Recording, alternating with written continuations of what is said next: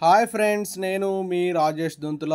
ఈరోజు మనం perspective education విద్యా దృక్పథాలకు సంబంధించి గ్రాండ్ టెస్ట్ 8లోని ముఖ్యమైన ప్రశ్నల్ని తెలుసుకుందాం, నేర్చుకుందాం. అయితే ముందుగా మన ఛానల్ని సబ్స్క్రైబ్ చేయని వారు సబ్స్క్రైబ్ చేసుకోండి. అలాగే నా వీడియోస్ని లైక్ చేసి ఎక్కువ మందికి రీచ్ అయ్యేలా మీ సహాయాన్ని అందించండి. ప్రాథమిక స్థాయిలో ఇంటి పనిని నిషేధించి కృత్యాధార దృశ్య శ్రవణ పద్ధతుల ద్వారా విద్యను అందించాలి అని సిఫారసు చేసినటువంటి కమిటీ చతుర్వేద కమిటీ. 1986 జాతీయ విద్యా విధానం అనుసరించి అన్ని దశల్లో కనీస అభ్యసన స్థాయిలను రూపొందించుటకు నియమించబడ్డ కమిటీ ఆర్హెచ్ దవే కమిటీ. ఆంగ్లేయుల రాకతో భారతీయ సాంప్రదాయిక విద్యలో వచ్చిన ప్రధాన మార్పు ఒకే రకమైన విద్యా ప్రణాళిక. లోపాముద్ర, ఇంద్రాణి అను గొప్ప విద్యావంతులైన స్త్రీలు ఏ కాలంలో ఉండేవారు? తొలి వేద కాలము. విద్యార్థి వయస్సు, మానసిక పరిస్థితులను బట్టి పాఠ్యాంశాలు ఉండే విద్యా రకము. నియత విద్య. క్రింది వానిలో జ్ఞానకాండకు సంబంధించినవి: అరణ్యకాలు, ఉపనిషత్తులు. భారతదేశ చరిత్రలో ఎవరి విద్యా విధానాన్ని చీకట యుగంగా పరిగణిస్తారు? ముస్లిం విద్యా విధానాన్ని. నలంద విశ్వవిద్యాలయాన్ని ధ్వంసం చేసి వేల మంది విద్యార్థులను, ఉపాధ్యాయులను చంపి ఒక పెద్ద గ్రంథాలయాన్ని ధ్వంసం చేసిన రాజు బక్తియార్ ఖిల్జీ. జనబాహుళ్యానికి కనీస విద్య అనగా ప్రాథమిక విద్యను అందించటం మాత్రమే ముఖ్య ఉద్దేశంగా ఉంటూ మాధ్యమిక విద్యను, విశ్వవిద్యాలయ విద్యను అందించడం గురించి సిఫారసులు చేయడం ఈ కమిటీ ఉద్దేశం కాదు. Hartog committee. ఇంటర్మీడియట్ను రద్దు చేసి 11వ తరగతి హై స్కూల్లోను, 12వ తరగతి పియూసీగా కళాశాలలో ఉండాలి అని సూచించింది. Sergeant committee. ఎవరి సూచనల మేరకు విశ్వవిద్యాలయాల పరిధి నుండి విడదీసి సెకండరీ, ఇంటర్మీడియట్ విద్యా బోర్డులు ఏర్పాటు చేశారు? Sadler commission 1917. శారీరక విద్య, ఆరోగ్య విద్యను అందజేయడంతో పాటు 40 సంవత్సరాల లోపు వయసు గల ఉపాధ్యాయులు విద్యార్థులతో కలిసి శారీరక విద్యా కార్యక్రమాల్లో పాల్గొనాలి అని తెలిపింది. Hunter commission. విద్యార్థులకు ప్రథమ చికిత్సలో జూనియర్ రెడ్ క్రాస్లో శిక్షణ ఇవ్వాలి అని సూచించింది. మొదలియార్ కమిషన్. విశ్వసనీయత, ప్రామాణికత పెంచే విధంగా పరీక్షల సంస్కరణ జరగాలి అని సూచించింది. కొఠారి కమిషన్. 2000 సంవత్సరం నాటికి పూర్వ ప్రాథమిక విద్యను సార్వత్రీకరణం చేయాలి అని సూచించింది. పిఓఏ 1992.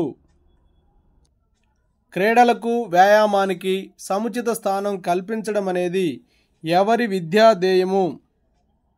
ఎన్పిఈ 1986. టిఎల్ఎం వాడటం, హోంవర్క్, ప్రాజెక్టు వర్కులను ఇవ్వడం ఈ రకమైన విద్యా ప్రక్రియలో భాగము. ద్విధ్రువ ప్రక్రియ. లెర్నింగ్ బై డూయింగ్ అనేది ఈ విద్యా ప్రక్రియలో భాగము. త్రిధ్రువ ప్రక్రియ. అక్షరాస్యులు, నిరక్షరాస్యులు కూడా ఈ విద్యను అభ్యసిస్తారు. యాదృచ్ఛిక విద్య మాత్రమే. మై పెడగాగిక్ క్రీడ అనే పుస్తక రచయిత జాన్ డూయి. మొదలియార్ కమిషన్ విద్యా ధ్యేయములు: ప్రజాస్వామ్య పౌరసత్వం అభివృద్ధిపరచడం, వృత్తి సామర్థ్యం మెరుగుపరచడం, మూర్తిమత్వాన్ని అభివృద్ధిపరచడం. కొఠారి కమిషన్ విద్యా ధ్యేయాలు: జాతీయ సమైక్యత సాధించడం, ప్రజాస్వామ్య విలువలు పెంపొందించడం, అంతర్జాతీయ అవగాహన అభివృద్ధిపరచటం. ఇవన్నీ కూడా కొఠారి కమిషన్ విద్యా ధ్యేయాలు. జాతీయ విద్యా విధానం విద్యా ధ్యేయాలు: సార్వత్రిక విద్యను సాధించడం, సమాన విద్యా అవకాశాలు పెంపొందించడం, జాతీయ సమైక్యత సాధించటం, అంతర్జాతీయ శాంతికి తోడ్పడటం ఇవన్నీ కూడా జాతీయ విద్యా విధానం విద్యా ధ్యేయాలు. జాతీయ పాఠ్య ప్రణాళిక చట్టం గురించి సరి అయినది. ప్రజాస్వామిక విలువల పట్ల నిబద్ధత ఉండటం, ప్రపంచం గురించిన జ్ఞానము, అవగాహన, విలువలకు కట్టుబడే హేతుశీలత ఉండటం అనేవి జాతీయ పాఠ్య ప్రణాళిక చట్టం గురించి సరి అయిన వాక్యాలు. ఈశ్వర్భాయ్ పటేల్ కమిటీ పేర్కొన్న ప్రాథమిక స్థాయి ధ్యేయాలు: ఉద్దేశపూరితమైన పరిశీలన నైపుణ్యాలను గణించడం, సాంఘిక సేవ చేయడంలో అభిలాషను కలిగించడం, నైతిక విలువలు పెంపొందించడం, ఇతర మతాల, ప్రాంతాల, వ్యక్తుల సాంస్కృతిక జీవన విధానాలను తెలుసుకోవడం ఇవన్నీ కూడా ఈశ్వర్భాయ్ పటేల్ కమిటీ పేర్కొన్న ప్రాథమిక స్థాయి ధ్యేయాలు.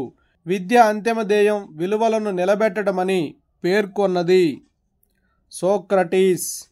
మాధ్యమిక విద్యా కమిషన్ సిఫారసు చేయని అంశము: పార్ట్ టైం కరస్పాండెన్స్ కోర్సుల ఏర్పాటు.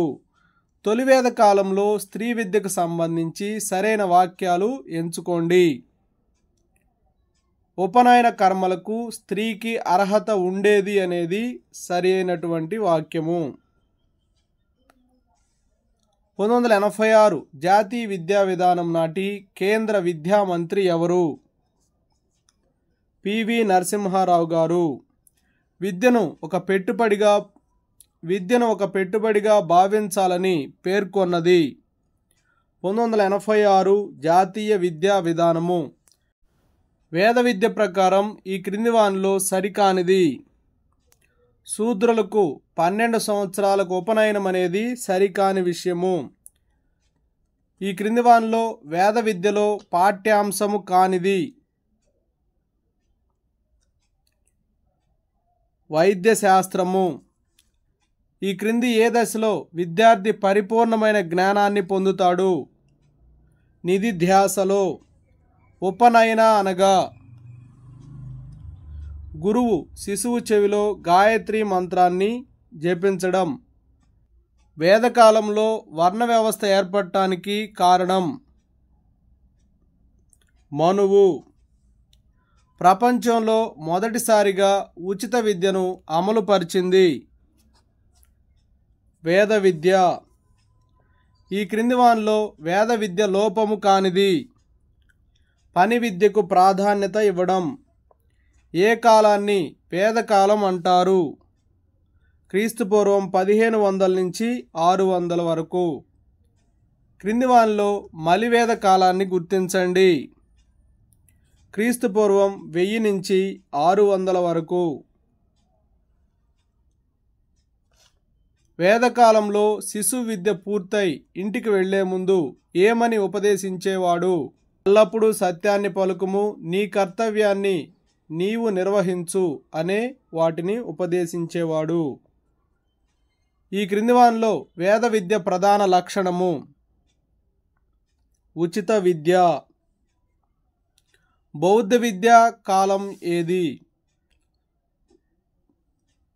క్రీస్తుపూర్వం 6 నుంచి 2వ శతాబ్దము. ఆరామాలు లేదా మఠాలు ఎవరి విద్యా కేంద్రాలు? బౌద్ధ విద్యా కేంద్రాలు. బౌద్ధ విద్యా విధానంలో విద్యార్జన వయసు ఎంత? 8 నుంచి 20 సంవత్సరాలు. బౌద్ధ విద్యలో విద్య ఏ పండగతో ప్రారంభమవుతుంది? పబ్బజ్జ. బౌద్ధ విద్యలో విద్య ఏ పండుగతో పూర్తి అవుతుంది? ఉపసంపద. బౌద్ధ విద్యలో గురువు అర్హత కానిది: అగ్రకులస్థుడై ఉండాలి అనేది అర్హత కానిది. బౌద్ధ విద్యా విధానంలో పాఠ్యాంశము కానిది: జ్యోతిష్యము. ఈ క్రింది వానిలో లార్డ్ మెకాలే సిఫారసు కానిది: విద్యాబోధన భారతీయ భాషలో బోధించాలి అనేది లార్డ్ మెకాలే సిఫారసు కానిది. భారతదేశంలో ఆంగ్ల భాషను ప్రవేశపెట్టిన గవర్నర్ జనరల్ విలియం బెంటింక్. ఆంగ్ల భాషను ప్రవేశపెట్టమని ఒత్తిడి తెచ్చిన ప్రముఖ సంఘ సంస్కర్త రాజా రామ్మోహన్ రాయ్. వుడ్ తాకీదు నియమించిన గవర్నర్ జనరల్ డల్హౌసీ. వుడ్ తాకీదును భారతదేశ విద్యా చరిత్రలో మాగ్నా కార్టాతో పోల్చింది హెచ్ఆర్ జేమ్స్. చార్లెస్ వుడ్ నివేదికను ఏ సంవత్సరంలో సమర్పించాడు? 1854. వుడ్ తాకీదు ప్రకారం విద్యా లక్ష్యము కానిది గుమస్తాలను తయారు చేయడం. భారతదేశంలో మొట్టమొదటి విశ్వవిద్యాలయాలు బొంబాయి, కలకత్తా, మద్రాస్ ఇవన్నీ కూడా మొట్టమొదటి విశ్వవిద్యాలయాలే. మద్రాస్ విశ్వవిద్యాలయం ఎప్పుడు ఏర్పడింది? 1857లో. హంటర్ కమిషన్ నియమించిన గవర్నర్ జనరల్ రిప్పన్. ప్రాథమిక పాఠశాలలను స్థానిక సంస్థలకు అప్పజెప్పాలి అని పేర్కొన్న కమిషన్ హంటర్. భారతీయ విశ్వవిద్యాలయాల కమిషన్ నియమించిన గవర్నర్ జనరల్ కర్జన్. ఉచిత నిర్బంధ ప్రాథమిక విద్య కోసం ఇంపీరియల్ లెజిస్లేటివ్ కౌన్సిల్లో తీర్మానం ప్రవేశపెట్టిన జాతీయ నాయకుడు ఎవరు? గోపాలకృష్ణ గోఖలే. శాడ్లర్ కమిషన్ను ఏ సంవత్సరంలో నియమించారు? 1917వ సంవత్సరంలో.